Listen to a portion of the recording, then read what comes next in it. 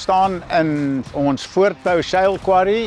Ek is nou al 42 jaar betrokke by die maatskappy, dis 'n familiebesigheid. Ons is die grootste baksteenvervaardiger in die Oos-Kaap op hierdie stadium. Ja, ons prosesseer so in die omgewing van 8 na 900 ton klei per dag. Ek dink die Lugong het ons so 3 maande gelede gekoop en hy het alreeds sy eerste 1000 uur diens gehad. So ons het baie na die tegniese aspekte gekyk en dit vergelyk oor al die masjiene en die grootte waarin die masjien is. En ek dink die prys was reg vir die tipe masjien wat ons nodig gehad het op die stadium. Soos hulle sê, early days, die masjien het 1000 uur op, hy het nog nie moeilikheid gegee nie, dank die Vader daarvoor. Ek glo daarom nie, die masjien werk goed. Die masjien werk goed.